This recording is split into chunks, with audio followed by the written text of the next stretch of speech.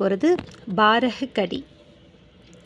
ஆ plus கா sequel to கா தான் வரும். இங்கே எந்த மாத்திராவும் வராது.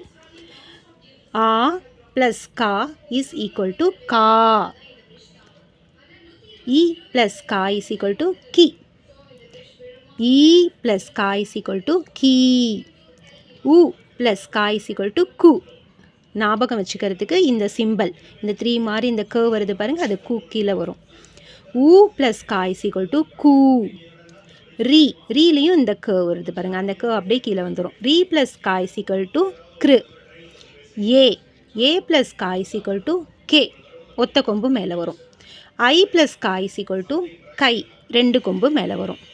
ஓக்கு வந்து நமக்கு அப்படியே அதே சிம்பிள் வரும். அங்கே எப்படி பக்கத்தில் ஒரு கோடு போட்டு ஒரு கொம்பு வந்திருக்கோ அதே தான். ஓ ப்ளஸ் கா இஸ் ஈக்குவல் டு கோ. அவுக்கும் சேம் தான், அப்படியே காப்பி அடிக்க வேண்டியது தான். அந்த இடத்துல ஆக்கு பதில் கா போட்டால் போதும். அவு ப்ளஸ் கா இஸ் ஈக்குவல் டு கவ். அஹ ரெண்டும் சேம், அப்படியே நம்ம டிட்டோவை ஃபாலோ பண்ண வேண்டியதான். ப்ளஸ் கா இஸ் ஈக்குவல் டு கம்.